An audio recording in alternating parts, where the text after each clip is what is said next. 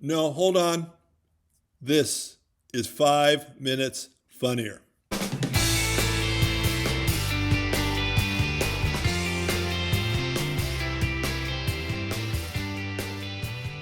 Hi, and welcome back to 5 Minutes Funnier, the comedy how-to. I'm glad to see you've returned this week because I want to talk about contests.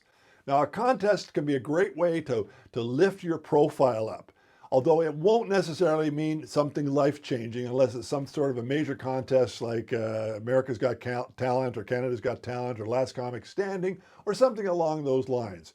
Most of the club competitions you can end up in are great, but outside of raising your profile, your life is not going to change. If you're doing a live contest, it might be one night or it might be over several weeks while they're going through a lot of comedians.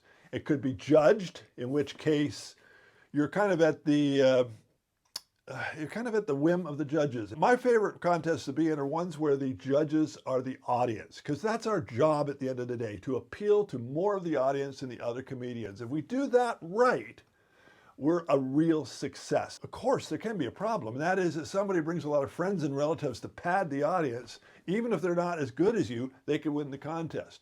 The one that I was in that I really liked, they actually had a QR code that the audience had to scan. They had to choose their two favorite comedians. They couldn't put one name down. They had to have a second name as well, and it had to be different from the first. So they had to vote for two comedians. Always remember your best foot forward. That means if you're doing a video submission for, say, Winnipeg Comedy Festival or Just for Laughs or any of the other many festivals around the country, you want to have the best video possible. Get a decent microphone, get a lavalier mic that you can wear because you're going to get better quality sound from here, or get one of the directional microphones. They can also be very useful to you. And a nice venue where you're going to get a lot of laughs. Do exactly what you're going to do at the festival. They will not look at what you submit and go, oh, well, we can have them change this, or we can have her change that. They want to see exactly what you're going to do. They get a lot of submissions. They're not going to mess around wondering, well, can you do this right? Can you do that right? They want to have it perfect, which also means you want to give them the best material you have. Don't go, I'm tired of this, but it still gets laughs. The best material you have.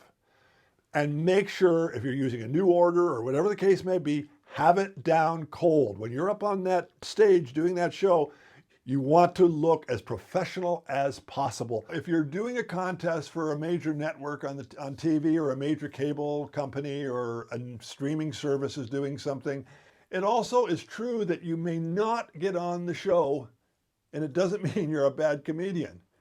There are other criteria in place.